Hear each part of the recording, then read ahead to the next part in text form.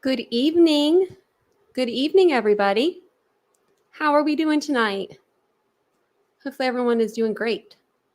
I saw the chat was nice and full. Always a good thing. Welcome in, everybody.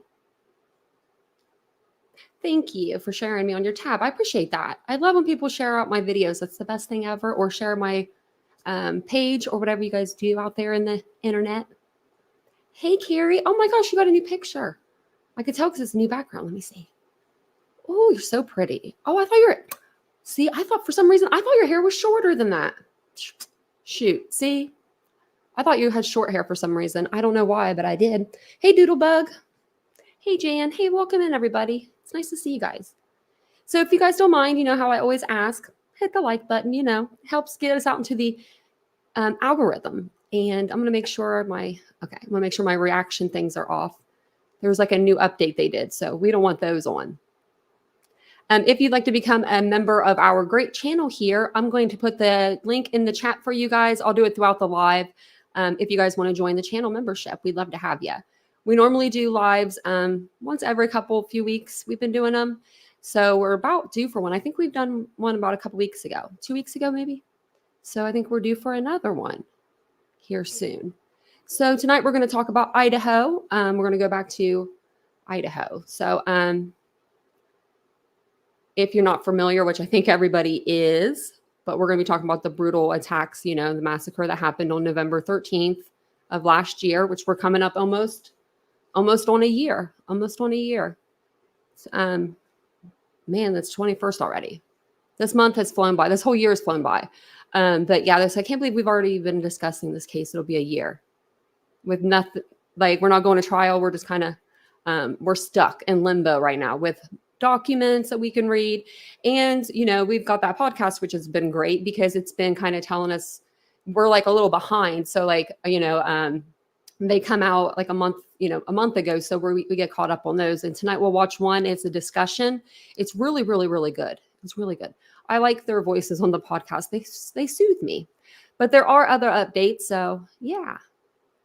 Member lives, not just lives. Yes, Doodlebug. Did I say live? Yeah, I do a lot of lives. We do one of those once a day. I was actually going to see how many lives I've done so far, but I forgot to do that before today. I thought about doing that to see how many we've done, because we've done a lot of lives on this channel.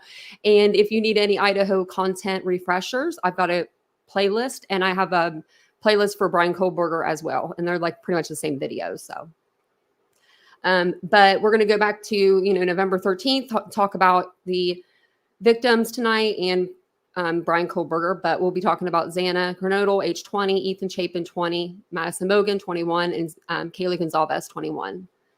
So, but Ann just put in Ann Taylor just put in another discovery request. So she put one in for the eighth discovery request on the 12th. And then she just did another one on, the 18th. So that's really soon. That's 6 days that she's like And then she's putting in another request. So I'm wondering if these are for the same, if it's for the same evidence or if it's for two different pieces of evidence. And she's just trying to get in her supplemental discovery request, which she probably is. So we'll go over those tonight as well. But I did want to go over, let me see over here. Okay, so I wanted to go actually backwards again. I want to go back to the document that we read the other night on the live. I read this the other night on our live, and I said, watch, this is going to break the internet or something, because anytime this couple documents come out, I feel like, and if they're not, I don't know, if we can't read them right, people will just interpret them all differently. I really noticed it being done like all over the internet today.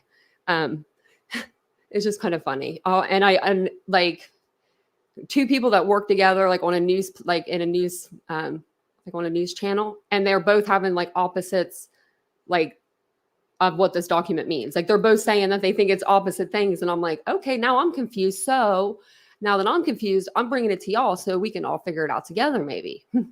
So this came out on, when was this? The 17th. It came out on my birthday. So thank you for that. But it was the protective order, and it was for the third-party medical records contained in discovery folders AV 000808 and then AV 809. And it says a protective order is hereby entered, limiting access of those records to direct review by defense counsel, investigators, and retained experts. So what do you think this could be? Could this be, do you think these are for Brian Kohlberger, or do you think that these could be for one of the victims?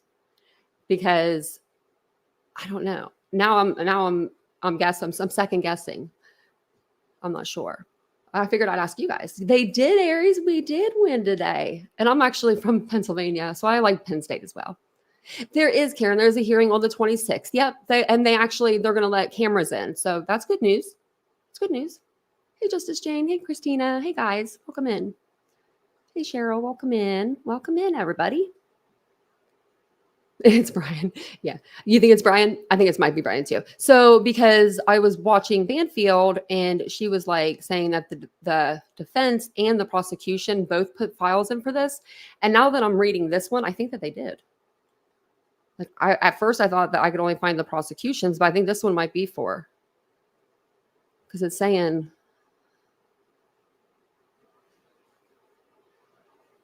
it says records to be direct reviewed by defense counsel, investigators, and retained experts. And then I know that the prosecution had put in one for records as well.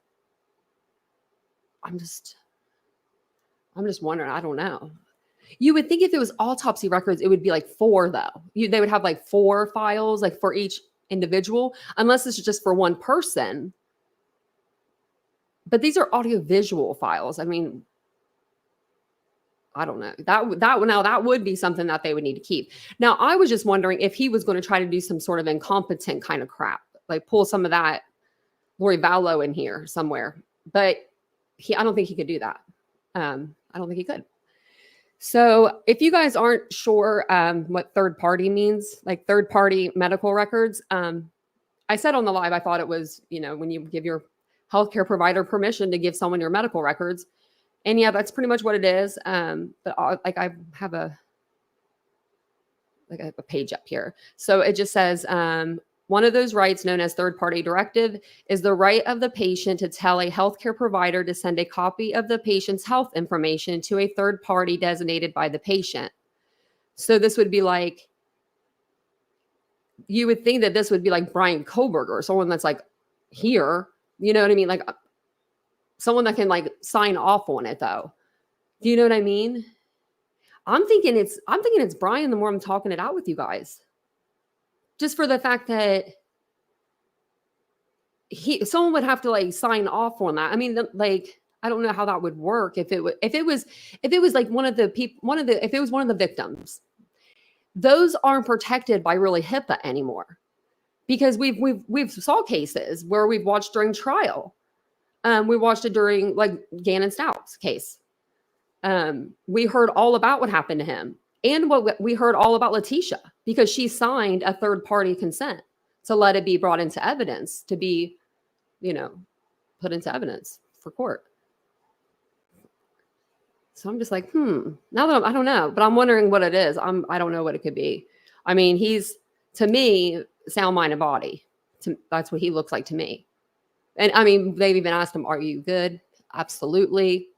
Yes, no, but now I'm really wondering. Like, I really want to know whose record for sure. But let me see. Where was that at? I was going to play that for you guys. Here we go. It's just a minute long, so it's like a real short video, but I heard this before the live and I was like, So I'll play it for you guys. But it's just Ashley Banfield, and she just talks about the medical records that we were just discussing. This has to be his medical records. That's what I'm thinking too. You think it's for BK? I'm thinking it now that I'm like talking, like, that's what I love about you guys. Because we can talk things out, and then I feel like my brain feels like it feels better. And Vincent would be like, what are you even talking about, Tanya? He knows a lot about the case, but he wouldn't know what I was talking about here. So I'll play this for us. And thank you guys all for being here. And I appreciate it. If you guys don't mind, just take a second to hit the like button. If you do like the video, if you appreciate the video, please subscribe to the channel. We're really close to our next milestone on the channel. So it's really exciting. Another update for you on the Bryan Kohberger case. It's not a huge one, but it is kind of weird. It's a rare point of agreement between prosecutors and defense attorneys on Kohberger's team. This week, both of these parties got a protective order keeping Bryan Kohberger's medical records off limits to anybody other than, quote, defense counsel, investigators, and retained experts. And the big question for this is, why is that necessary? Medical records are already protected by federal law, HIPAA. Yours and mine and even Kohberger's, they're all protected. So why did the attorneys think an additional court order was needed? We are going to dig into that one. Thank you for watching. Go to newsnationnow.com to find News Nation on your television provider. And don't. I hate when she does that. Sorry. I was trying to exit out. I'm like, get out of there. Because those are always the worst. They're so loud. And thank you, Arlene, for asking if I felt better today. I do feel a lot better. Just everybody, keep praying for me. Keep praying. I still can feel better till I can get to the dentist. Yeah, my knock on wood, we're good today. A couple times I could feel the pain. I just stopped, and I just had a little mini, anxiety attack because like I could feel like I was like, oh no, don't feel bad, but it went away immediately. So thank you.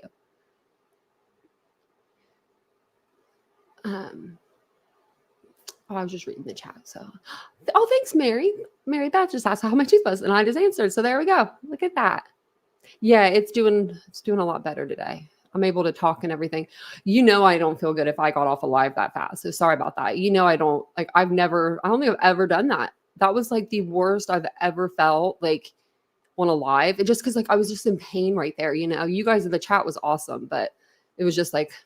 I could just feel it. And Vincent went to get me numbing stuff. And I took so much Advil. I couldn't take any more Advil. I was like, I think this is like way over the limit. I'll start seeing stuff. And then that would be a really good live. Be all messed up on Advil or something. I don't think you can get messed up on Advil. But I was really just wanting some what is it, antibiotic or something last night. So, but yeah, Banfield said that that was the document I showed you a minute ago. So that was the same one that she was reading off of. So she said defense counsel, investigators, and retained experts are the only ones that are allowed to see this. So I'm assuming that means during trial, these will be things that we don't get to hear. Or are they, I wonder if they're just sealed now. That's another question I have. Because I want to eventually know what they are. I can wait. We can wait. We're already waiting. I haven't tried clove doodlebug, but I thought I heard garlic before. I think I got my mom to do that one time. Put garlic in her mouth. Let's see here before I get started. Well, that was quick. Okay, so I'm going to read these. These are just some new documents that have come out. In Idaho, nothing too big. So we'll just kind of glance over them. And then I have like a short video to show you, and then we'll watch the podcast. And if you guys need to get caught up on any of the podcasts, I do have a playlist on those. Just actually, I uploaded a video today. So there's a weird number thing though. Like we're on 10, but my videos only say to 9. But that's because on one of our lives or something, we played, or vice versa, we played like 2 videos and like at one time. So I'm a little behind. So you're not behind on any of the videos. Oh, Andy, I didn't think about that. Thank you. I was wondering what to do. I was like, do I go to the emergency room? Like last night, it was so bad. I took sleeping medicine and went to sleep. Like it was that bad. I was like, what do I do? Do people go to the emergency room for this crap? Like, what are they going to do? You know, because I have metal in me. So like, you know, my tooth, it's just so small, but it's such bad pain. I don't know how to explain it. But thank you guys for caring. I appreciate it. Thank you guys. I love this chat. I should have just came in here. And asked you guys last night. I meant to ask you guys what to use, and I did it. And I don't know why I didn't ask you guys, because like, who else would I ask? Really, Vincent doesn't really know what to use, and my mom's not here, so I should have asked you guys. You guys would have had all the good. You guys would have all the good remedies. I probably could have had something at home too. So I appreciate it. Oh, they got me on some stuff that knocks me out, Mr. Rosebud. Believe you me, that sleeping medicine, they'll never change it. For some reason, I've asked them to. They never will. They're like, we need you to sleep.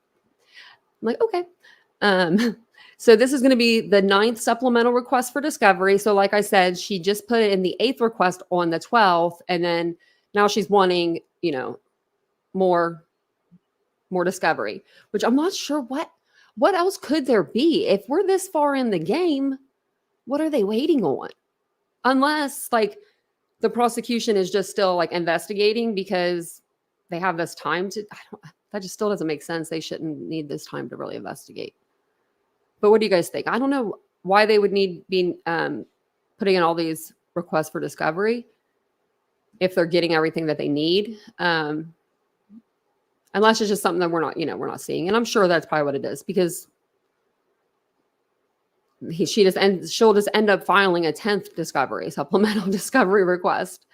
But this just says, please take note that the undersigned, pursuant to Rule 16 of the Idaho Criminal Rules, the 4th, 5th, 6th, 8th, and 14th Amendments to the Constitution of the United States, and Article 1, 2, 13, and 17 of the Constitution of the State of Idaho, request discovery and inspection of all materials discoverable by defendant per ICR 16B, and the aforementioned constitutional provisions, including but not limited to the following information, evidence, and materials outlined in Exhibit H.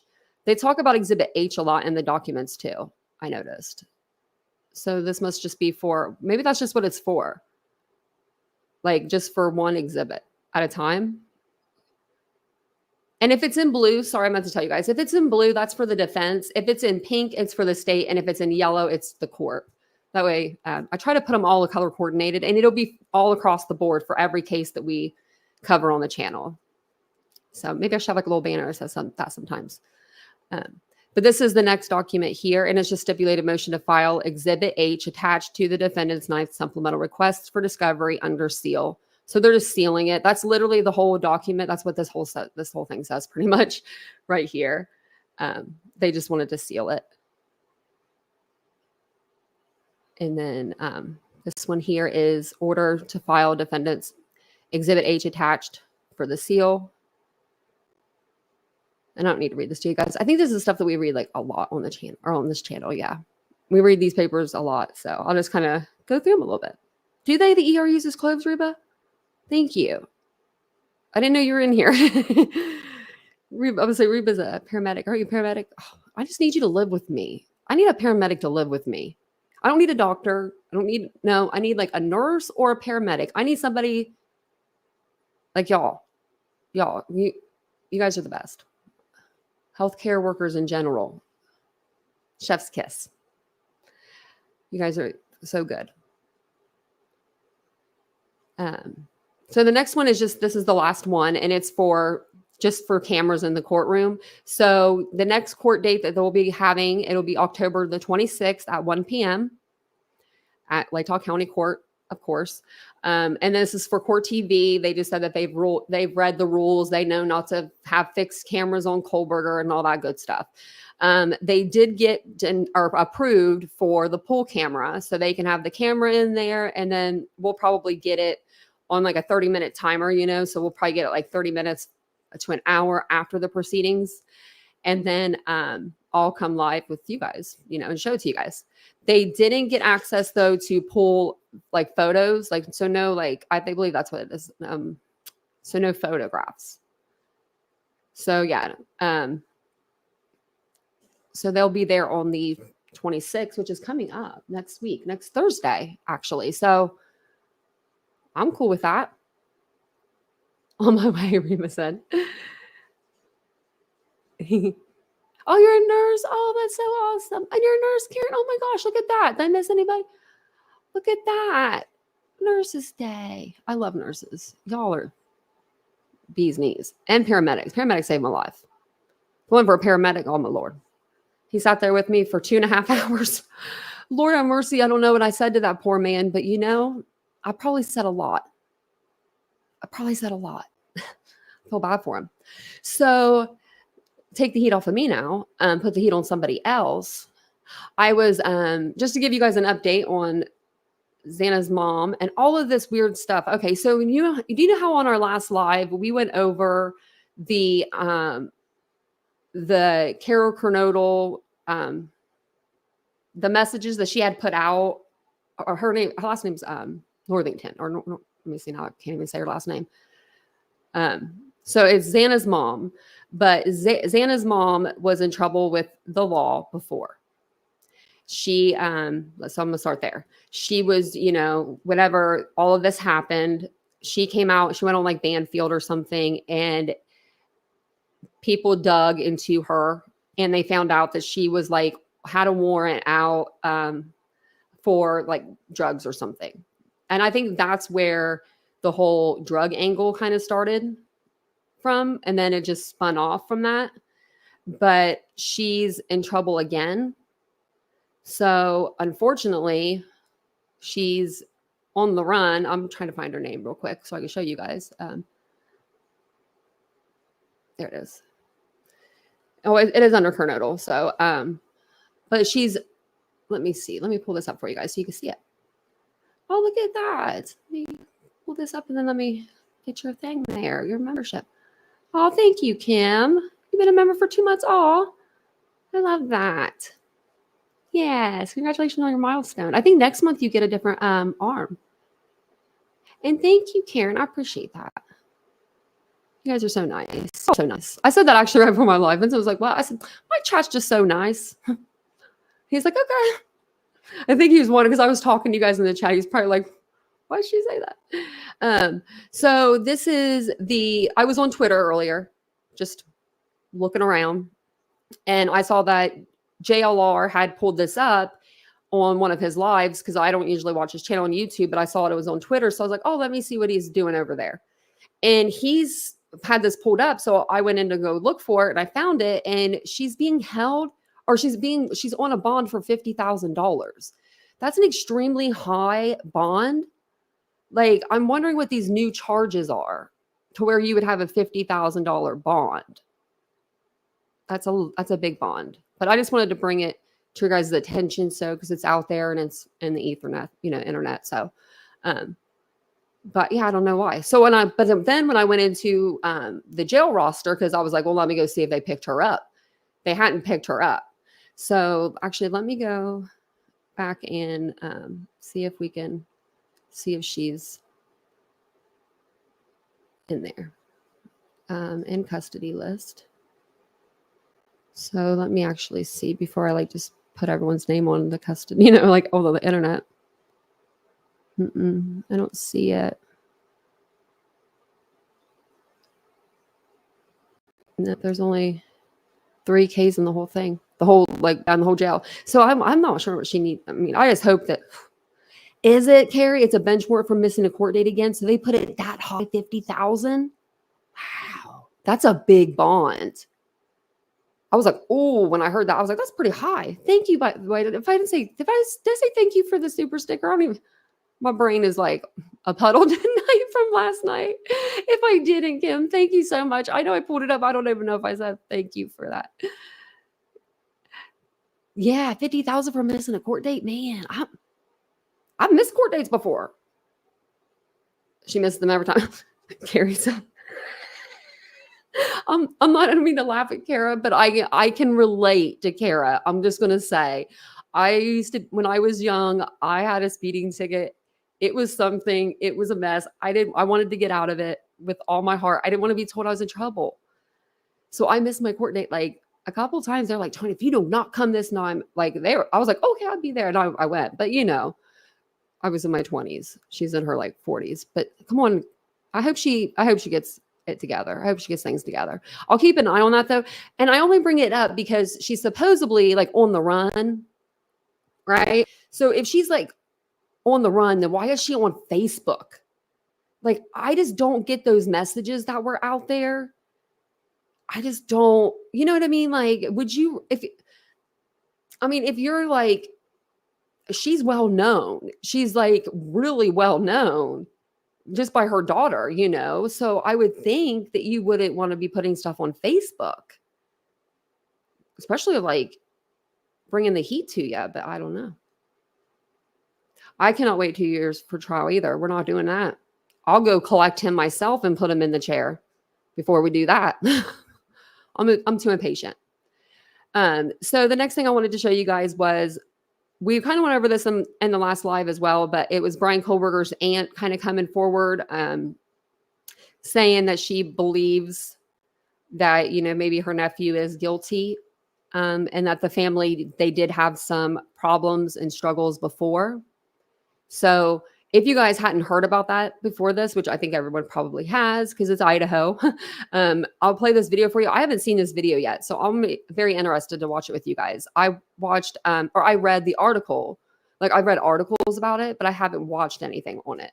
So I know that she wanted to remain anonymous, but I'm wondering if this is the same aunt where he couldn't eat off the pots and pans there because it had been cooked with meat, like meat was cooked in them before. So I'm wondering if that's the same aunt. I'm wondering how many aunts this kid have actually. We could probably look that up. We might be able to find that out. But his aunt, yeah. He was on the run as a youngster. Turned myself in because summer ended. Big Bender run that summer. That's funny. Summer ended. Oh man.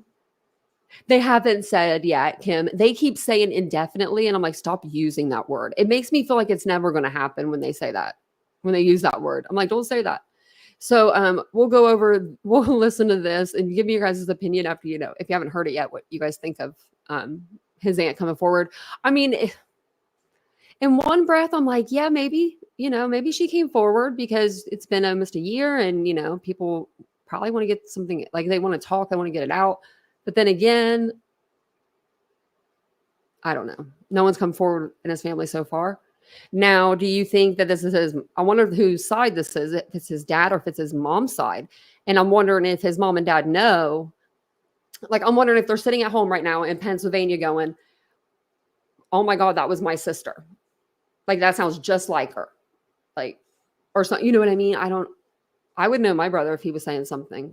Even if it was through an article, I'd be like, that was my brother. Let me know what you guys think. I'll play this for us here. And if you guys don't mind just taking a second to hit the like button, I appreciate you guys all being here tonight. Really helps out the channel. We love you guys. We are so close to hitting our next milestone on the channel too, which is 12.7K subscribers, which is like really big. So thank you guys for that. Oh, and thank you for the super sticker, Jan. I appreciate that. Thank you. Oh, the one is referring to his dad's side doodlebug. Oh, American Princess said that too. Oh, I didn't see that. Oh, you guys are good. So, I wonder if his dad's like mad. Like, she's talking, if it's true. And I wonder if it's not true, if they want to come out and they want to say something. Like, that's not true, that my sister would never say that. I'm just very curious. Details were because this has been like traveling through, you know, the internet. So just released that gives us insight into quadruple murder suspect Brian Kohlberger. Kohberger's alleged aunt is breaking her silence on the horrifying case out of Idaho and revealing more details about what may have led up to the tragic killings. The aunt, who remained anonymous, spoke to the U.S. Sun and said she struggles to watch the news as detectives reveal facts from the early morning hours of November 13, 2022. Prosecutors say Kohberger fatally stabbed 4 University of Idaho students, Xana Kernodle, Ethan Chapin, Madison Mogan, and Kaylee Gonzalez, inside their off-campus apartment in Moscow, Idaho. The medical examiner said based on their wounds, they were attacked in their sleep. Kohberger wasn't arrested for weeks, but investigators eventually tracked him down over the holidays to his parents' home in Pennsylvania, thousands of miles away from the crime scene. The case and the major arrest made national headlines, and Kohberger was extradited back to Idaho. Few details about the case have been released due to a gag order in effect that prevents attorneys, law enforcement, and others associated with the case from talking about it. Now, Kohberger's alleged aunt is speaking out, saying she was at a loss of words when she heard about what her nephew is accused of, and said she isn't ruling out that he is responsible for the tragic murders. His aunt explained to The Sun there had been a lot of drama in the family around the time of the murders, which couldn't be elaborated on for legal reasons. She says even before Kohberger's arrest, she had not spoken to his parents, but said their worlds were turned upside down. When Kohberger was younger, his aunt says he and his family would fly out to Vegas, where she had been living. She said when he was younger, the eventual murderer was shy and humble, but also described him as a troubled teenager. She claims he suffered from depressive episodes, and while she was told he was on medication, she wasn't sure what he was prescribed by doctors. The alleged aunt also revealed she suspected Kohberger was taking drugs as a teen after falling into the wrong crowd. She claimed it was no big secret he was allegedly into the drug scene, but says she was concerned he was taking the drugs to deal with mental health issues. Kohberger's alleged aunt also disclosed to The Sun she had hoped he would clean up his act as he began to have an interest in criminology, a similar pathway for other family members who also studied forensics. And he did. Kohberger eventually became a PhD candidate at She just said that his other family studied forensics. Did you hear that? If his family is in forensics, then their DNA would be in the database, because your DNA has to be in the database if you work for forensics.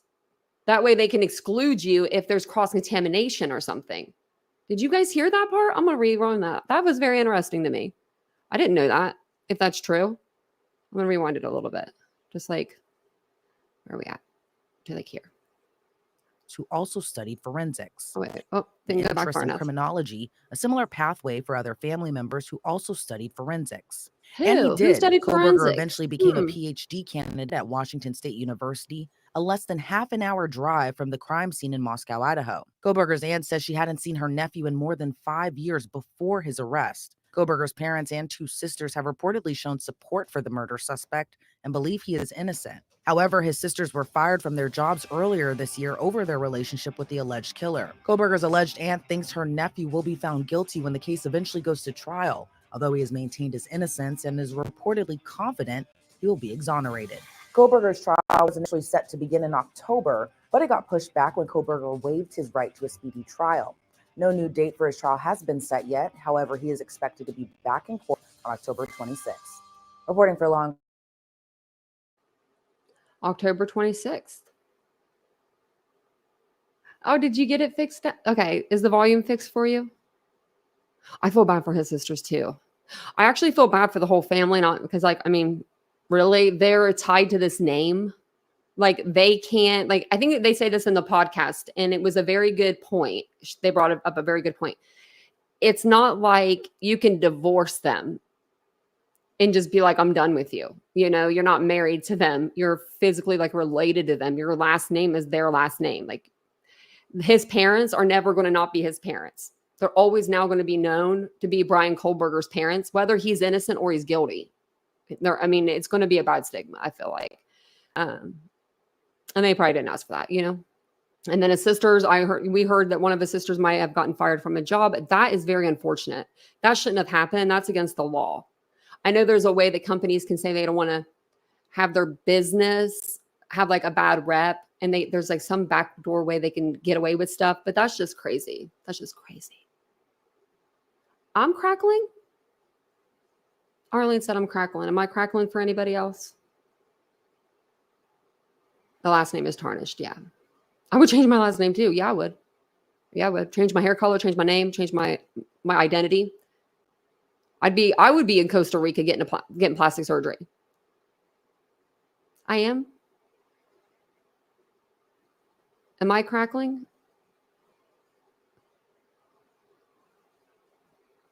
Let me know. It's really staticky. Let me, if I'm muted and unmuted, I don't know. Should be good. No crackles there? Okay. Maybe it's, I don't know. That's weird. No, okay. Nope. We're good. Okay, we're good. And maybe like StreamYard's been acting funky lately. I'm not gonna lie, the StreamYard's been acting a little crazy. They actually sent me an email. I've never had them send me an email. And they were like, sorry if you were live today and it was messed up. And I was like, oh, it was. So that was just kind of funny that, now we're having some problems. So it'll be funny if I get an email. So what I'm going to do is I'm going to play the podcast. Whenever they say they're going to a commercial break, they're not going to a break because there's no commercials in it. So just giving you a heads up. So if you think it's commercial, it's not. I'll let it play pretty much all the way through. We might pause it here and there. That way we can, talk about it and things like that. But if not, we'll talk about it after. We'll talk about it in the chat. So this is going to be like part of a 2-part series kind of, but they're all having a discussion over the Idaho 4 and what happened, the night of the 13th. They talk about Bryan Kohberger, of course, and they talk about the recent filings. And this is from October. So this will be from the October hearings, like in September and stuff like that. So they'll be talking about those recent filings, like the alibi and things of that nature. So plus let me know what you think about that alibi. I mean, if you're not doing the cheer to that song, if you say alibi and you're not doing the little cheer that UGLY, you ain't got no alibi, you ugly. If you're not doing that cheer every time you say alibi, then you need to do it because it's hilarious to me. I've been cheering to myself all day, just in my head. Okay. But I'll go ahead and play this, and then I'm going to put up pictures. That way there's something to see while you guys are listening, while we're listening to this. But let me go ahead and play this for you guys. It's really, really good. It's 33 minutes and all. And then if you guys don't mind just taking a second, hit the like button. If you don't mind, hit the subscribe button. We'd love to have you. And also, if you want to join our channel membership, it's in the chat. We'd love to have you there too. So, and I'll be in the chat with you guys. Oh, actually, let me go this way just so I can make sure it plays the right way. Hyundai is very I lied. There's commercials in the beginning. Video. Just kidding. I'm sorry. It's a bloodbath. Tal vez te guste your breakfast of choice. There we go. Moscow police are investigating a homicide on King Road. Cause and manner of death was homicide by stabbing. This is terrible. It's a bloodbath.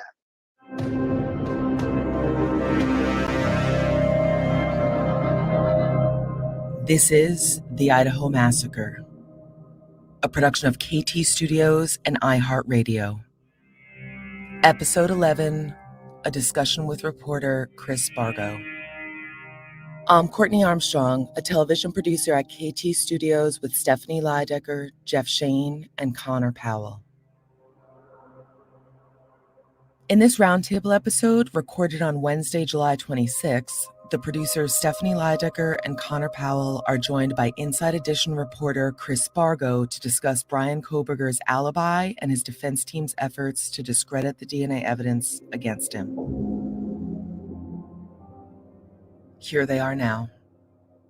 So I'm here now with Chris and Conor, who have been contributing on the podcast really since the very beginning. And Chris specifically has been knee deep in this case since day one, and really was our first contact of interaction when it came to covering this case, because you were on the front lines of it from day one. And of course, Conor has been not only putting this together as a producer, but also as a contributor and executive producer. So let's start with the biggest piece of information that happened just now, essentially, which really does shine a very different light potentially on the entire case, which is this notion that Bryan Kohberger's attorney is saying that he in fact had an alibi.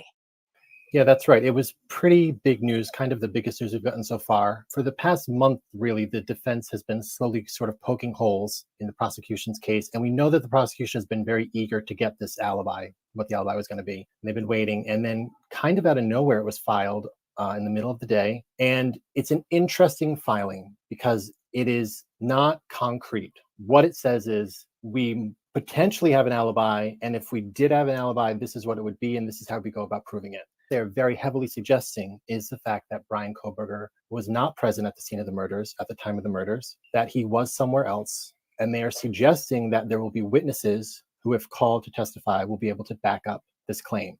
It's not a definitive concrete thing, but this is not the sort of attorney who's really kind of into game playing or stuff like that. So it'd be very odd for her to sort of be pulling any sort of stunt. It would seem very unlike her nature. So this is a good chance this is going to be the alibi they're going to go for. And if we remember, the good thing about this alibi is the fact that the tracking of Bryan Kohberger's cell phone on the night of the murders has him in Pullman, Washington at 2:45, and then about 20 miles south of Moscow at just before 5 a.m. So he's never in Moscow the night of the murders, according to his cell phone. Obviously, there's footage of a car, but they've already been disputing that the car is his. So it makes sense with the information we have so far. It's certainly something that there's not immediately a way to disregard it or say that it's not true. So it'll be interesting to see where they take it from here. Do we have any indication on who the potential witnesses could be? This is another interesting thing about this filing. There's a suggestion in there that one of the witnesses for the state, for the prosecution, could actually confirm this claim. Now, that would more likely maybe be someone from, let's say, the cell phone company, or someone who would be confirming one of the facts that he wasn't in Moscow according to their records. But also it could mean that someone might actually have information about him legitimately being somewhere else.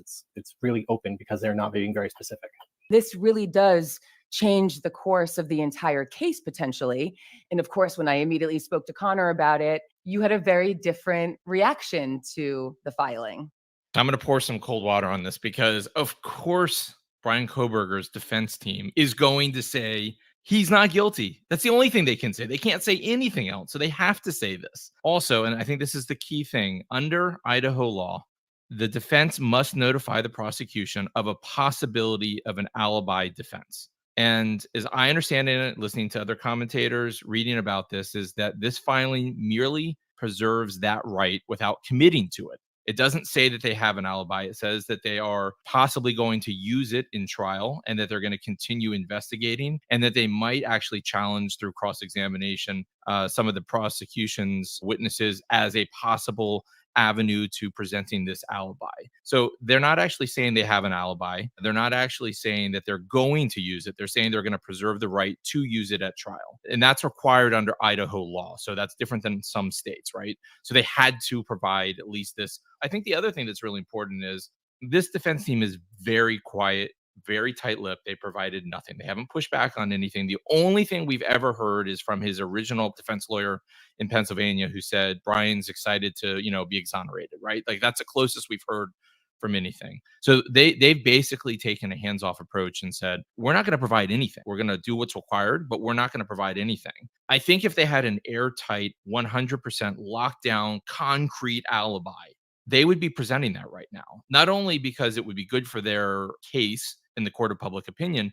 If he's 100% innocent, defense attorneys like to get that information out there.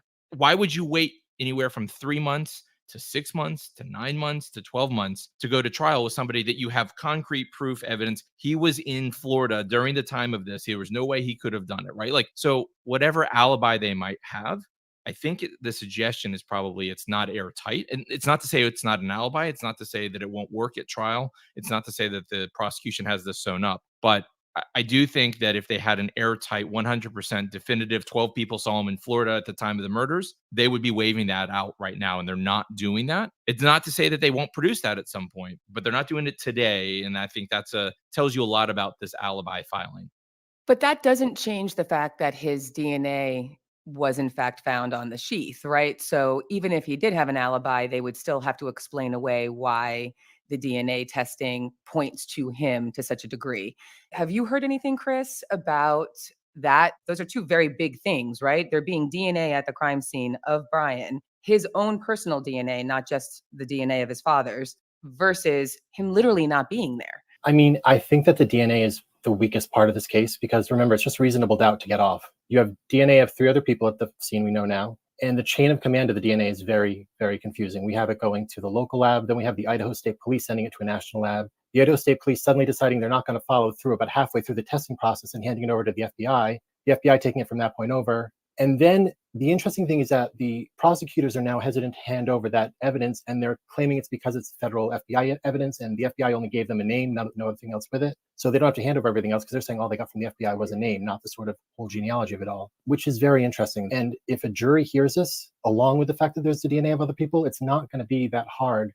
I mean, I think the classic example is the OJ case where they thought DNA was a slam dunk. And then as they're explaining it to people, it's a very scientific, difficult thing to understand. And it's easy to explain away at times because it's just, it's a very small sample on a knife sheath rather, that a lot of people probably handled potentially. I'm sure that the crime scene is going to be talked about a lot because these are local officers who've never really been on a murder scene and how it was treated. So there's going to be a lot of ways they're going to poke holes in this. I think it's really one of the weakest parts of the prosecution's sort of case. And I think they're aware of that too, which is why they're so hesitant to really turn over any of the sort of DNA information that they have. We've talked about this a little bit offline in the past, is like they're going to make the prosecution prove every single piece of evidence, right? And they're going to try to muddle that and make it as confusing as possible because they only need one person. I don't think the DNA in terms of what was swiped from his mouth with the buccal swab and the knife evidence DNA is difficult for a jury to understand. It's not 1994 anymore. We're way past O.J. Simpson in terms of the understanding of DNA. But that whole bridge between there, they're clearly going to make this really difficult for everybody to understand. And they're going to try to even get that DNA thrown out because of the way they arrive to it. And I think if we see anything that is a strategy that's appearing right now, it's to reserve the right to challenge everything, right? And to push back on everything. And I think Chris is right. Like that DNA becomes really problematic for them if the judge or something gets thrown out in terms of that process. Chris, have you heard any more rumblings from the family? Obviously, there's a gag order, and the family has been asked not to speak out. And we, of course, are being very respectful of that. But in your circles as a journalist, have you heard anything regarding the family? The Kobergers? Correct. I had heard rumblings that the sisters were really just praying he was going to do a plea deal because they were just like, our parents can't go through this. Our parents can't, like, this is just not something that they're ready for. By all accounts, these are the 2 nicest people, like the mother's lovely, nice, was a substitute teacher. The father's is a great guy who was like really just trying to go to bat for his son all the time and get him to make friends and do things social and get him out there. And they just feel like it's just such a devastating thing for them. And I think you also see that really in the way that the media is not really hounding them. They're kind of leaving them alone. It's a really sad story for these 2 parents who, by all accounts, did everything for their son. I mean, we were going through financial records recently, and every time Brian entered a new stage of his education, it looks like they were taking up mortgages on their home for amounts of money that would seem to suggest they're basically funding his education, doing everything they can for this kid. And it's just devastating for them. It's so well said. And obviously for the victims' families, so devastating. But yeah, to your point, even in the spirit of making this podcast since the first day, we really wanted to sort of take a step back and look at his upbringing to see what were the triggers, what were the warning signs. And despite anything we've discussed, nobody has a bad thing to say about the parents and his sisters. And, what an annihilating moment for them and a weight to carry. It's really unimaginable, and it's every parent's nightmare. And our hearts genuinely go out to them. Yeah, I mean, in many ways, they're also losing a child. Obviously not as horrible as the victims' families, but I mean, their son is probably going to be away for the rest of his life. So that's it. We've seen this a little bit with the BTK killer and his family. And again, the weight that has to be carried moving forward must be unbearable. We've just, again, really tried to keep it very respectful in terms of their privacy during this difficult time, as well as with the family members of the victims. Again, everyone's gearing up for what could be a trial. So far, nothing is pointing to the idea of a plea deal, but who knows what's to come. This is a little bit of a change of conversation, though, at the bare minimum.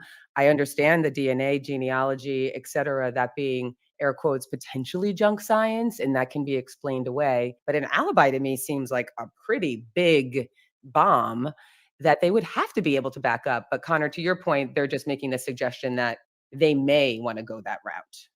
Yeah, I mean, and they have to. I mean, again, the defense is setting up to challenge everything, and they have to. I mean, legally, they're required to provide the best defense, that they can to Bryan Kohberger. And they did file at the 11th hour too. Right. They filed that like literally at the 11th hour.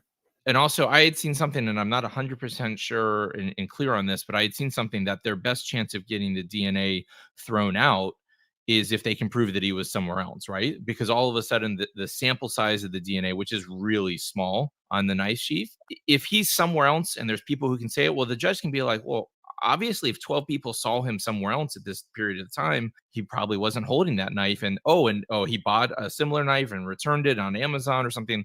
They have to be able to explain that away in the pretrial hearings. So they're setting up that possibility, but they've not committed to anything. And part of it is that they're still very early stages in terms of building a defense. But until they get that DNA evidence in the paperwork from the prosecution and the FBI and the Orthram labs, they don't really know what they're working with. And I think it's a crucial part of this entire process. Until they get access to all of that information, they don't know what their defense is going to be, I wouldn't think. I mean, there's also the fact that I think that the one thing that we all kind of keep forgetting is the fact that the number of people who shoot a stranger is low. The number of people who shoot multiple strangers is low. The number of people who stab a stranger is so low. The number of people who stab 4 strangers in their home, I don't think there's another case I've ever seen where someone stabbed 4 strangers to death in a home. And we still don't have any link between him and the victims. And that is going to be it just doesn't happen. It just really does not happen. There has to be some level of, knowing the person, and we haven't seen any sort of relationship really that they've brought out or proven, the prosecution, at all. So that's going to be a really hard thing for people to sort of comprehend, I think, too. Let's stop here for a break. We'll be back in a moment. Enjoy all your favorite sports like never before at BetMGM. Sign up using code Buckeye. Line, prop, and list for just $60. That's and smart at its most evolved. Go from a regular. Sorry, I thought there was. I was just speaking to a criminologist this morning, actually talking about this case. And he said, just echoing what you said, Chris, it is so rare for a person to go from a regular civilian to a mass murderer. Like, there's usually a tipping point. There's typically something that happens prior. There's typically some sort of an event that's the test run of it all. And we really have looked at this very closely to see, has there been a history here outside of being bullied, or, we've talked about his childhood and his high school and, his education, et cetera. But we haven't been able to find the one thing that would suggest, maybe he struck prior. There's some sort of link between a previous event that led to maybe this big event. Because likely, just looking at his profile, according to this criminologist, he may have become a serial killer had he gotten away with this, had he not been apprehended. Again, assuming he is guilty. He is saying he is innocent, and we are not looking to convict him here on this podcast. But all that to be said, we haven't actually found that pre-smoking gun. Chris, have you heard anything new about any other situations that would maybe point to a history or something as a pre-event? We know that some law enforcement agencies in Pennsylvania are looking into things other than murders. We know that there's other illegal activities that they are looking into and seeing if maybe there's a pattern of that prior. They won't be specific, but I mean, there are other crimes that men sometimes commit. Like, it could be robbery, it could be burglary, it could be sexual assault. We don't really know for sure. We just know that a few of those local departments had been looking into that, and they've not said anything since. So it could be maybe he was committing some other crime and got caught, or who knows. But that's certainly something that they've been looking into, because you're right, it is incredibly weird to suddenly not only murder 4 people if he is the actual killer, but to do it in roughly 10 minutes and make an exit is, that doesn't seem like sort of a first time thing. And when he's seen exiting the home by the eyewitness, the killer, they don't know any blood or anything on them. They just say, they're average build, whatever. And obviously they didn't look in such a state that the person immediately called police. So you would think that if he looked like he'd just murdered 4 people, whoever the person was, the roommate would call the police, but she just thought it looked like a regular person. So someone who did it quickly and looked like nothing had just happened, that's very bizarre for a first time killer. I do think one of the things about this case that's really interesting is he obviously is accused of killing 4 people. If he is the killer, we don't know if his intent was to kill 4 people, right? So was he tiptoeing in thinking he was going to kill 1 person? Did he end up finding 2 people in bed? Did he end up finding 2 people downstairs that he didn't imagine? Did he get scared and not kill other people in the house? Because we know there were other 2 roommates. That's all the sort of question about, did he go from 0 to 100 in terms of killing people in one night? Or did he think he was tiptoeing in if he is in fact guilty? That's just one of the many things we don't know. And I think one of the things that's so frustrating about this case is there's a lot of holes in what the prosecution is saying. And maybe some of it we'll be able to, we'll understand at trial. But as of right now, the basic information of the case hasn't moved significantly in months. And is it possible that maybe he had an emotional connection in his mind, perhaps only with one of the victims, had a knife, allegedly, snuck in the house, maybe was going to sexually assault one of them or have a visit with one of them. And that escalated and that turned to mass murder when maybe that wasn't the initial intent. But again, it feels as though it would have been messier. The walls were literally bleeding of blood. How could that not be bigger in terms of the information that we have right now? And it's a little scary in a way, because if Bryan Kohberger isn't the one who did it, then who did? And that means that person is still at large.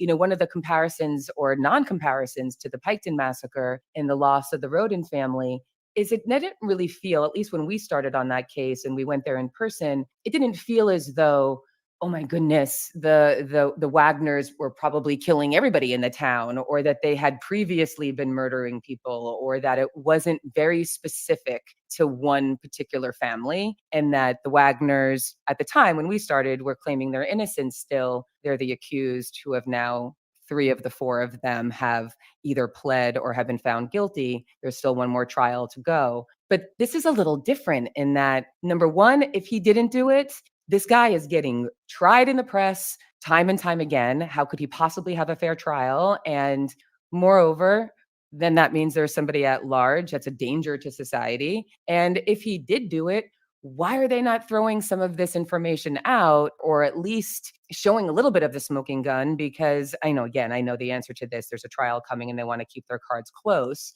But I mean, I think the biggest problem with what we're all saying right now, too, is the fact that he left the 5th roommate alive. Like, in order to pass by Dylan in that doorway, he is literally within inches of her. So if you're going to murder 4 people, I mean, it's a horrible thing to think, but whoever this murderer is, he murders 4 people, leaves the one person who actually witnesses, the eyewitness, out of it. That's a bizarre move. And this is the one thing I think that is helpful for the prosecution is, you think if he saw Dylan, that explains why he turns his phone on before he's back in Pullman, 10 miles down the road. He's like, I got to check and make sure no one's on my tail. Let me get back on my phone so I have my network again.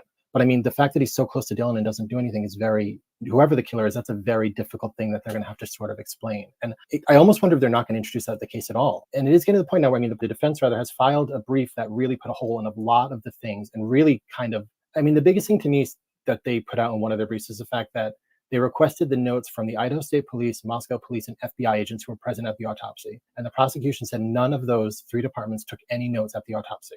If you're at the autopsy of these 4 victims and there's no suspect, you don't know what's going on, how do you not take any notes at all? And that sort of sows some seeds of mistrust, I think, in the law enforcement when that's presented at trial. I think that's sort of one of those things you kind of put a chink in the armor with. Stephanie, I wanted to ask you something about in the connection to Piketon, because the Wagners were running around for like the better part of 2 years, right? Claiming they had alibis, claiming they were innocent. I mean, when you guys first started looking at Piketon, do you remember all the different alibis and claims of innocence that the Wagners had in terms of not being connected to murdering the Rodin family?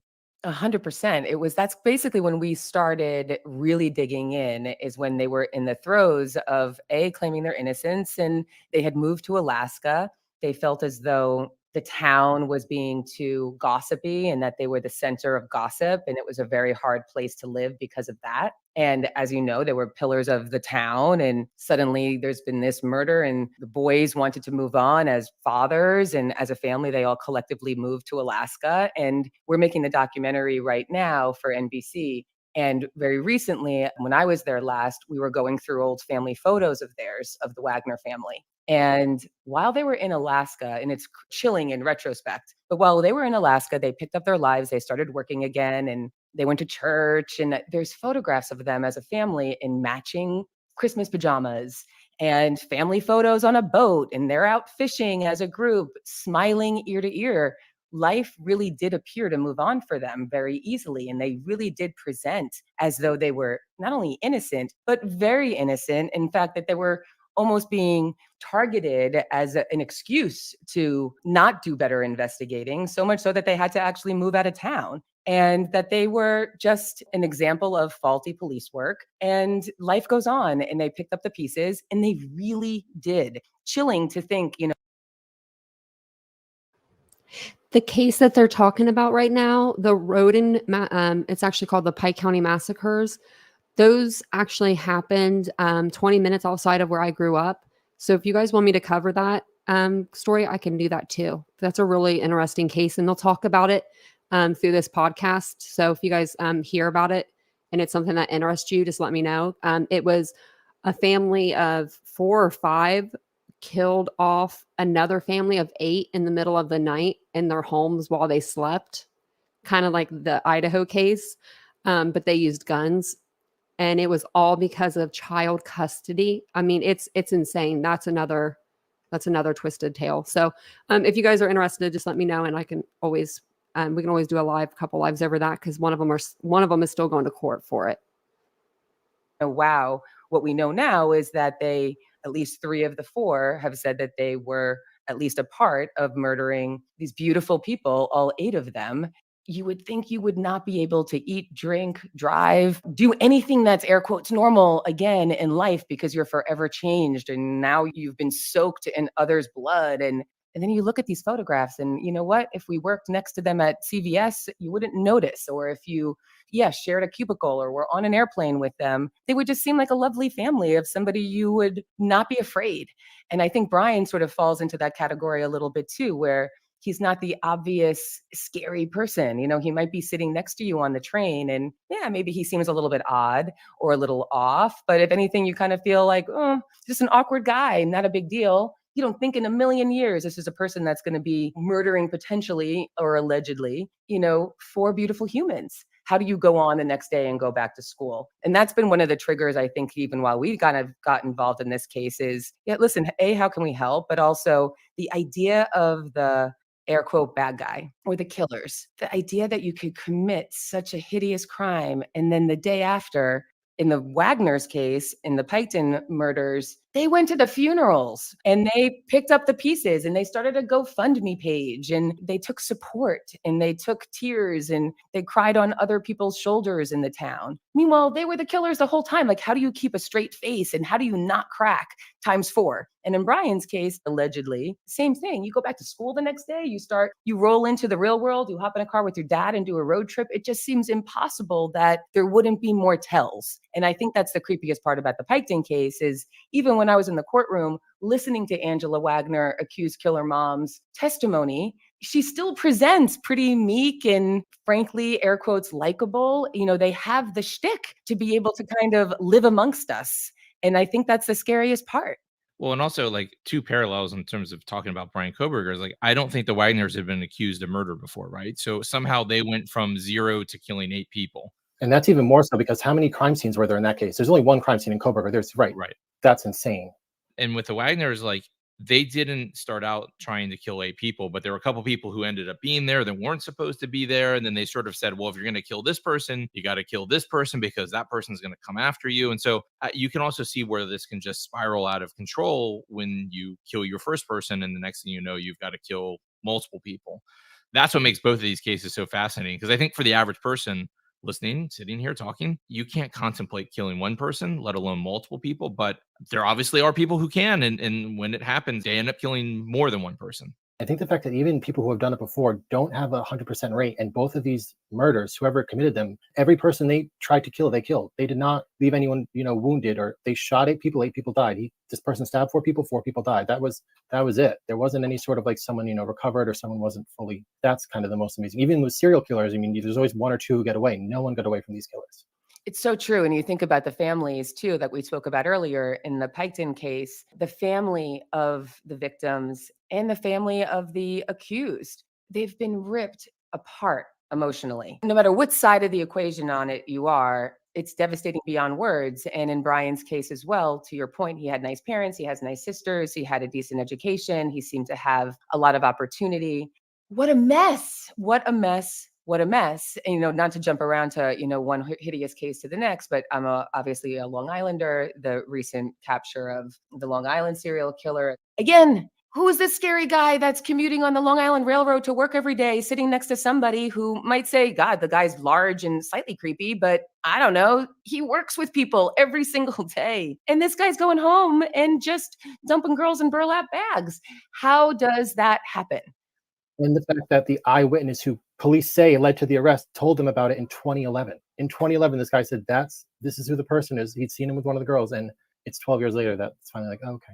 Chris, you said something about Brian Koberger's family, and immediately I went to the Long Island killer because his wife immediately filed for divorce, right? Unlike in movies where, the partner sort of always seems to know or whatever, like it's very clear she's divorcing him. She's saying she didn't know. There's also some reports that he always killed when they were out of town and stuff like that. But like Brian Koberger's family can't divorce him, right? The parents can't, they're still the parents. The sisters are still the sisters. And not that it's good to be married and have the option to divorce a serial killer, but like she gets to say, I knew nothing.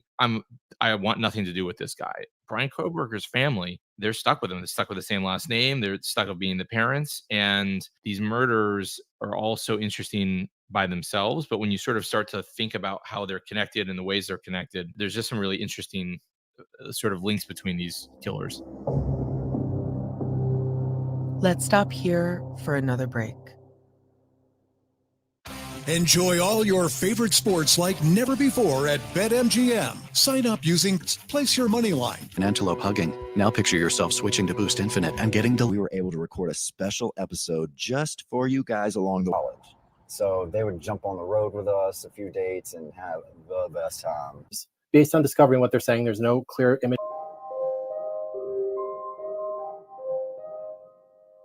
I think that the defense filing that sort of was poking holes, there's some good stuff. They point out that the only video they claim to have of the car is going the wrong way at the wrong time.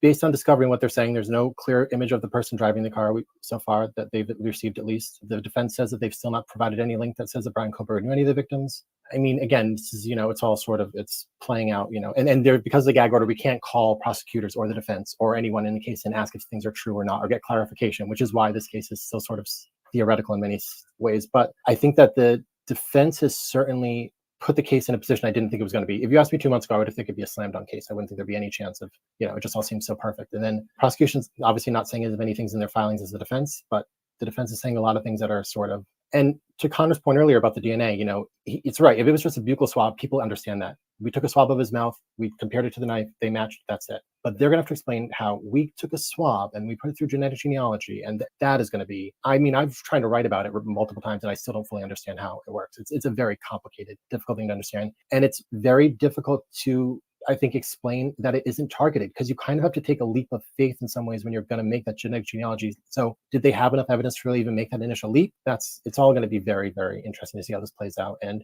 it could just be the prosecution is staying quiet on purpose and just, sort of holding their cards tight to their chest, but we will see in a few months. I think we're unlikely to see an October trial. I mean, talking to everyone we've talked to, the fact of the matter is August is a dead month in any courtroom in any place in America. So nothing's going to they might have one hearing in the middle of August, but then like until after Labor Day, courts generally shut down. So then all of a sudden, you're 5 weeks from the start of a trial after Labor Day. So a lot has to happen for a trial to start on October 2nd. And it just doesn't seem likely. Which also is a layer that we have to be mindful of too. The idea that they're going for death penalty stipulations will also make this a little bit harder for a jury to convict. That is a big cross to bear. And if any of this can be confusing, or the filing says very little and is very vague, and it does, though, just take one person to feel a tinge unclear. Maybe the death sentence provisions is too much, or is that a way of the prosecution saying, we have the goods and we are going full blown to make sure that this person is convicted and that justice is done and that death is the result? Yeah, I mean, Idaho is one of about 3 or 4 states that's uniquely positioned for prosecutors to chase death penalty without much fear that the overall population is going to be squeamish, using it. I mean, obviously there are people in Idaho, but like Texas, Mississippi, Alabama, Idaho are probably 4 out of the, 5 states that if you're a prosecutor wanting to use the death penalty as a punishment, you probably want to be in. And I would put Idaho as probably 1 or 2 in that list. I would venture to say that the prosecution isn't worried about the jury if he gets a conviction about, the application of the death penalty in the state like Idaho. And have you heard anything, Chris, from the victims' families at all? I've spoken to the families I've spoken to all four families, yes, at some point. And it's very interesting to see how they are each handling it in a very uniquely different way. There are some people like Kaylee's family, the Gonsalves, who are very, very involved in the trial. And then there's people like the Chapins who have a very sort of, I mean, their approach to this all is just very sort of, it's incredible in the sense that they're just really not choosing to get weighed down by any of the actual murder. The murder is not something they think about. They think about losing their son, but they don't think about how they lost their son. They really focus on their two children they still have. They really just want to remember happy things and happy memories. And that's how they want to sort of, it's just a really sort of beautiful thing that must be incredibly hard to do, but what they've adopted, and they just really just want to, only carry good, wonderful things about their son with them. They don't seem much interested in the trial or any of that because they just don't want to revisit that, which is also an interesting thing about this debate about the house. These people keep talking about leaving the house up or demolishing it. And you have to remember the two people who can still see the house are Ethan's sister and brother every day. And they probably don't want to see it. Ethan's brother can see it from his frat house.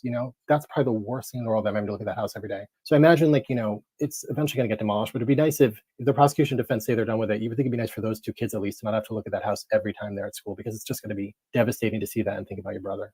Yeah, this whole debate over the house, you can see it from both sides or many sides, right? Where the families, they want to ensure that there's a conviction. They don't want anything to be a possibility that it hinders a conviction. You can see it from the university's point of view, where they're like, can we get this down? I think the other thing that's really interesting is that sort of criminal tourism, that people coming by to see the house. If you're a neighbor on that street, I mean, God only knows how many cars or people, buses, you can understand that that's happening. So this debate has been really interesting to watch it play out the last couple of months, because you can understand it from everybody's point of view. It's one of those things, like, I don't know, from my point of view, I don't think there is a right or a wrong answer. There's just, at some point, there's going to be a decision. Yeah, I mean, it is interesting. I mean, both the defense and prosecution have said there's nothing there. I mean, I think a house tour would probably be beneficial for the jurors. I can understand it from that aspect, but I was surprised that both sides of the defense and the prosecution are both like, no, we don't need it, which kind of surprised me, because usually you would think they would do a house visit at some point during the trial, but maybe not.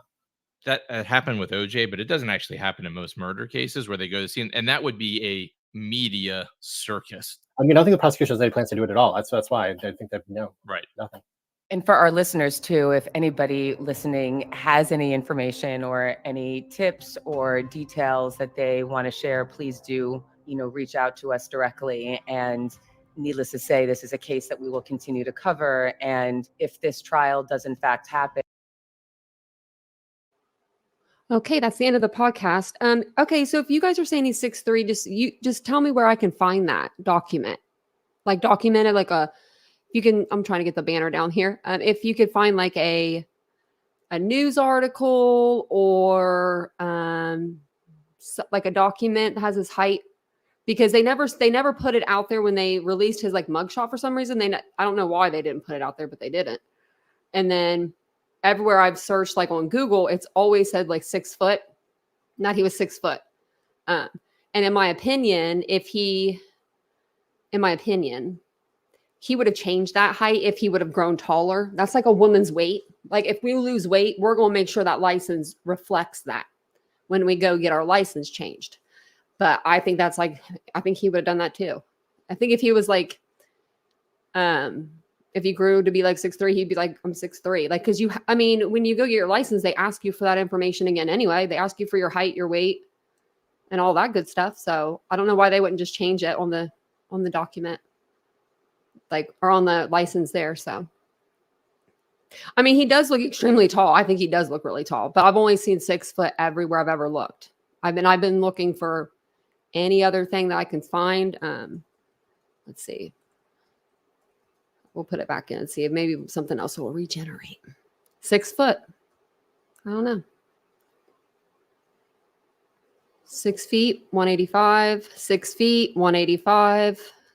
This one says 5 feet, 8 inches. I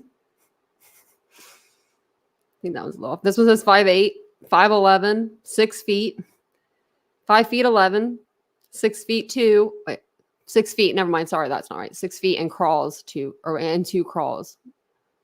I don't know what that's supposed to mean. That's a TV guide time article. 5'8" again, 6 foot. So like the ones that are more known are saying like 6 foot. The one like the articles that aren't very well known are saying 5 feet 8 inches. I just put it in Google. Bryan Kohberger's height. it varies. It varies on the internet. Isn't that crazy? Someone get a ruler. We need to sit you against the wall, sir, and just measure you.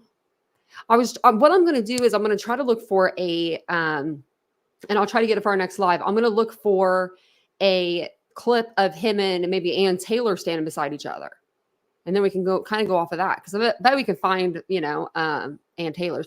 Yes, Mike, his shoulders do make him look tall. He has like that triangle type body. I don't know if you guys like broad shoulders, smaller waist. I don't know how to explain it.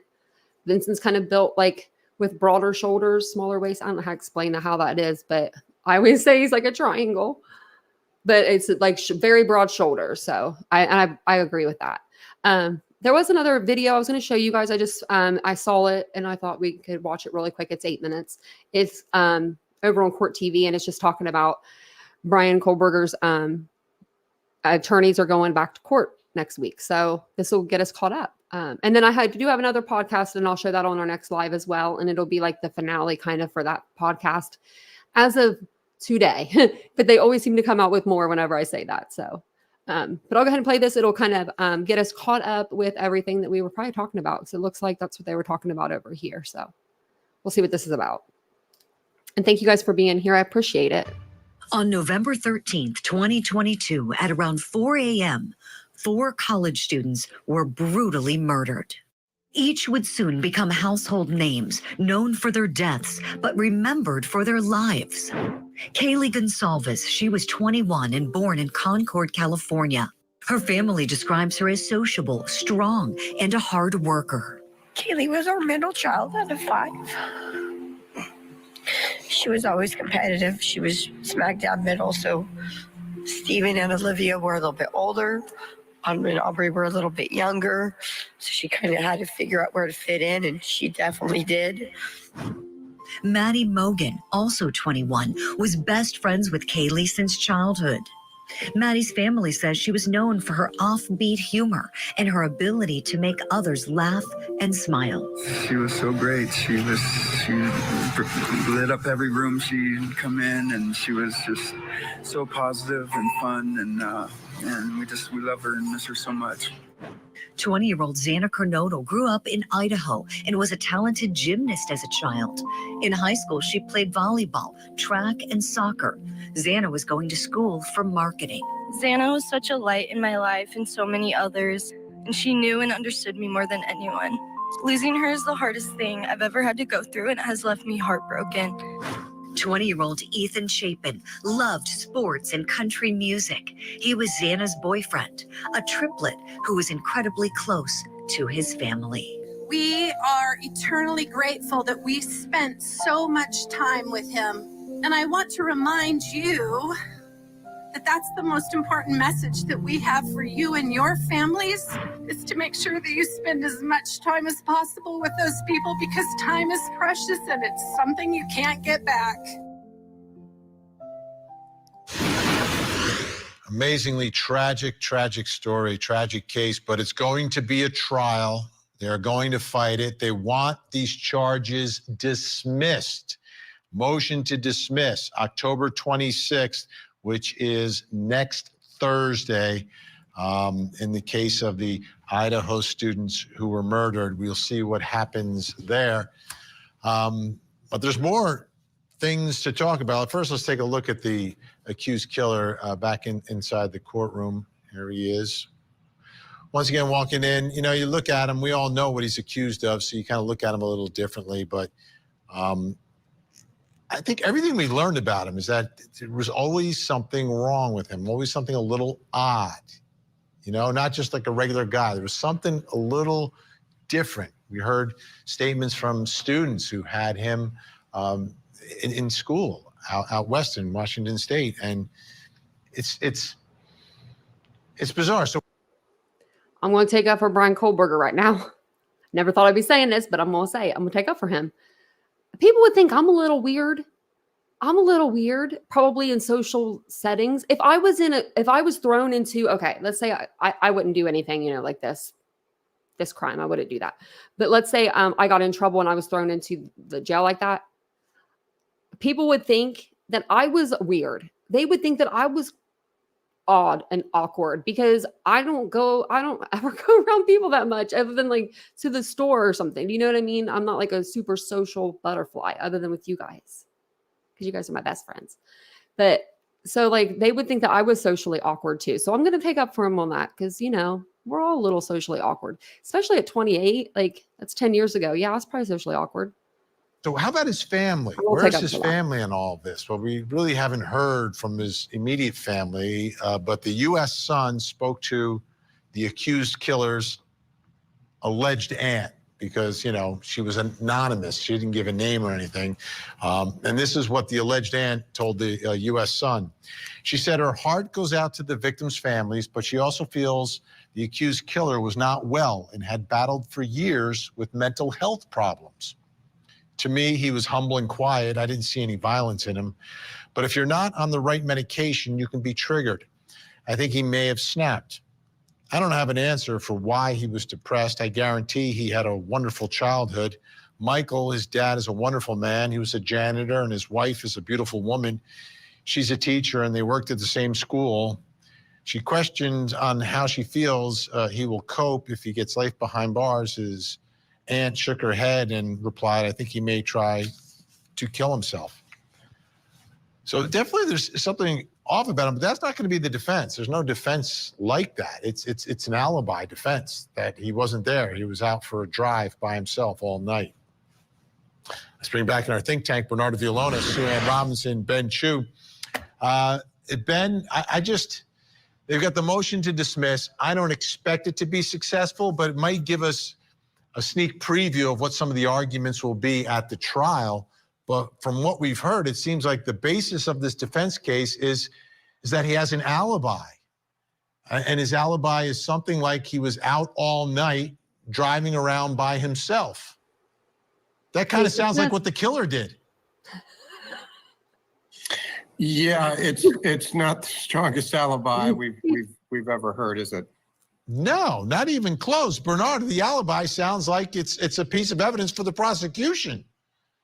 Exactly. So, Vinny, I don't think that that's the defense that they're going to put forward, an alibi. I think what they're going to put forward is to say that the prosecution hasn't proven their case beyond a reasonable doubt. Because think about it, Vinny, if they're going to put a defense of an alibi that he was somewhere else, who are they going to put on the stand to testify about that? Is Brian Kohlberger the only person in a position to say that he was out driving all night? And does that make him and put him in a positive light? It doesn't. So I think they're just going to keep it to that the prosecution hasn't proven their case beyond a reasonable doubt. I know that's the standard and all, Sue Ann, but if I'm accused of being a mass murderer in the middle of the night, I would think I'd have a better story if I was factually innocent. Do you agree or disagree with me?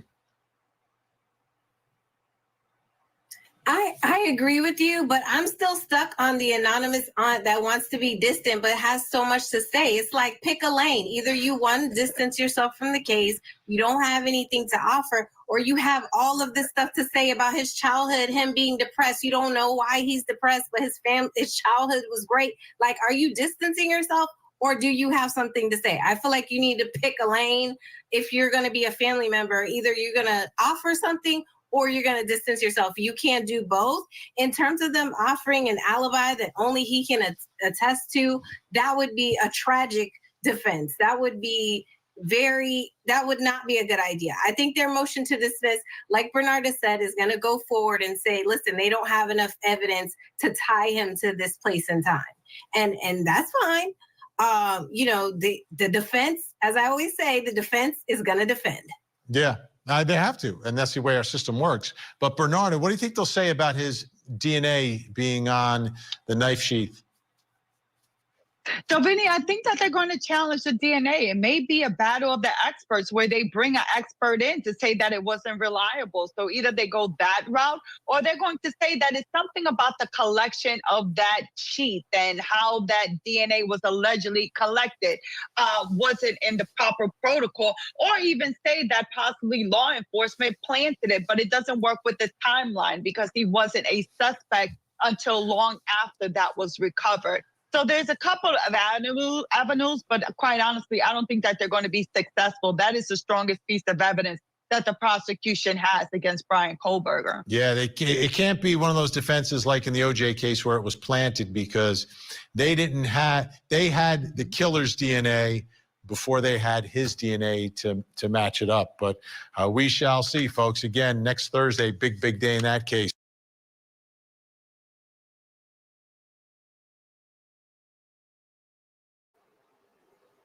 Okay, so let me get this off. I think it was just like going back and playing it again. So that's cool. That's fine if it was doing that. Lisa said I would never sit in jail for a year if I had an alibi to set me free. Me too. You're split on the aunt. I know I am too. And I'm also split on Xander Kernodle's mom posting those Facebook posts. Because the account seems legit. I mean, it's like back from like 2012 or something. I mean, it's an old account. I think the more and more I'm thinking about it, I'm thinking somebody got into her account and wrote that. Like, I don't know, but that just does not sound like a grieving mother to me. That sounds like somebody that was sent in by the defense to plant something. I don't know. Oh, thank you. Thank you. I'll have to look at that. I appreciate it. Yeah, so there is more evidence that we don't know of. They didn't put everything into the PCA. They only put what they had up until that point. So 6 weeks worth of investigation. So the first 6 weeks until they arrested Brian Kohlberger, that's what went into the PCA to arrest him. And then everything since then has been on gag. It's been sealed. So we don't know what the body said. We don't know what was in the house. A lot of it, we don't know. DNA wise, they were waiting on tests to come back. That was a long time ago. That was in the end of December, January, like 1st or something. When did that PCA come out? The 6th. I should know exactly, but I don't. So we're gonna look it up real quick. Because I know he was arrested on the 30th, but when did the PCA come out? It came out 12/29, so it's 29th. 29th, yeah. Arrest warrant, probable cause came out on the 29th. So we've had this thing almost a year. Man, I think I know like the first 6 pages by heart. I've read them so many times because it's like, the house and stuff of that nature. Like that's where I've read so much about it. But I think that's all I have for you guys for tonight. I do have another episode on this Idaho Massacre to show you guys this podcast, and we'll do that next time that we do a live on Idaho. So I don't have any plans for tomorrow for us on the live, but we'll cover something. I know that there's some cases that we need to go back and touch up on because we've got a ton that we're covering on this channel. We are covering all of the true crime cases pretty much. Yes, sirree. I feel like we are. So I need some refreshers because we do have some people that are going to, on trial soon. So that's something to, to look forward to, I guess. We'll hopefully get some more finalizations, just like in, Natalie Holloway's case. We've finally kind of resolved almost like it's, I'm going to trust that he's telling the truth, but Natalie's mom is okay with it. So if she's okay with it, I'm okay with it. So it was nice. I think that's the first case that was kind of like a shut case. It's nothing that we really worked from the open to the shut, but I did follow it since it started. So it's a very crazy case. So also, if you guys are listening to this on a replay, let me know if you want to hear about the Road Massacre. We can go over that case too, because that's a good one. Or Road Massacre. I'm sorry, I'm mixing my cases now. It was the what do they call it? It was the Road Massacre, but they called it something else. I thought Piketon Massacre. That's what it is. I think of the town. And I grew up right outside of there. So I could even go there and do some filming and stuff. That would be fun. No, I've said this before that though, Vicky. No, I said that before. I said I thought that it was medical records before. And we just assume that it's for Brian Kohlberger. We are not following what she's saying, but we did watch her. Because that's what we do. So if you guys don't mind just taking a second, hit the like button, all that good stuff. It was nice to see you guys all this evening. I will see you guys on the next live. I'll be on tomorrow sometime. So I will see you guys all tomorrow. So let me go ahead and get my music going. get on out of here. Get on out of here. Bye, guys.